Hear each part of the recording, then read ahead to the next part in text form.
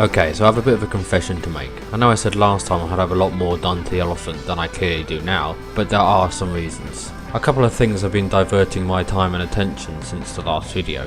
It was while watching the last video back that I noticed my website could be displaying the still images a lot more efficiently. Basically, if I wanted to upload a new image, I had to render it, then do a smaller thumbnail size, and then put that on there, and then upload the larger image when you clicked on it. Basically, it was all getting a bit too long-winded.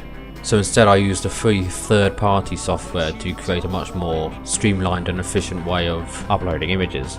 Basically, if I thought I was going to be getting back into 3D again, then I should have a much more streamlined and efficient way of uploading images on a regular basis. So here is the new system, and I hope it works well. Secondly, I'm fulfilling a promise which I've had for a while to make a website for somebody else.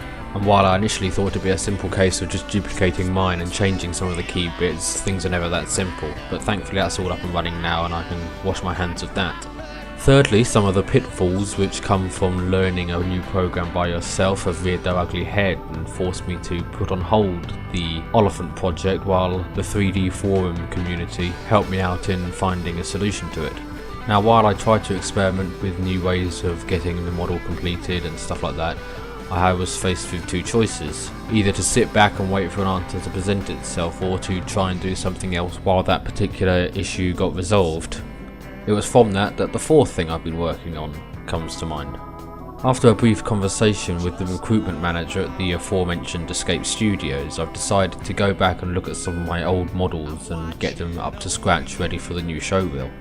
And while I am generally pleased with the modelling of pretty much everything I've done, one of my bugbears is that hardly any of it's textured. I understand that jobs are getting more and more specialised nowadays, but still, I would like to be able to go back to some of my old models and display them as professionally as possible. It's as a result of that I've decided to go back and start texturing my Star Destroyer. This is not an easy decision to make, as you can see from past videos and the stills on my website that the geometry is quite complex, so the prospect of going back and laying down some UVs and start texturing this mother is quite daunting. But I think if I can do it properly, it should look pretty sweet at the end of it. Now, you're watching a few sneaky peeks at the only section that I've started working on, which is the engine compartment. And at the moment all I've done is laid down the colour detail. This is how I find texturing to be easiest for me. I go ahead, get all the colours and the colour images laid down first, and then go over it and put in the bump maps, and then go over that and see if there's anything else I could do, maybe with specular highlights or anything else to help it out.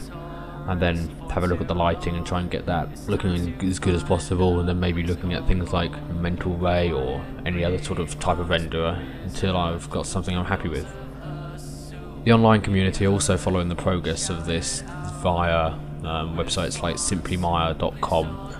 If you're interested in seeing the progress on this online, you could either go to my main website at opticalminefield.co.uk, or you could go to my main website and have a look at the links section.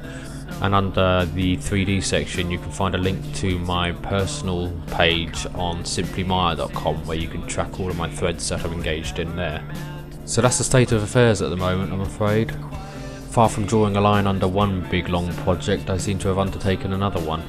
But the advice from Escape Studios is advice I trust, and if it's going to help me in my chances in the future and improve my skill base, then it's something I've got to do. So my plans for futures are as follows. Just basically ping pong between doing the texturing on the Elephant and the Star Destroyer. I don't envisage the Star Destroyer giving me half as much problems as the Elephant, because it's tried and tested techniques, it's just doing a lot of it.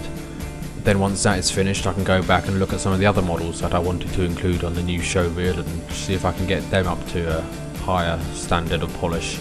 Then once all that is done, just cram them together and try and display them in a short video as best as possible, and you'll be the first to hear about it.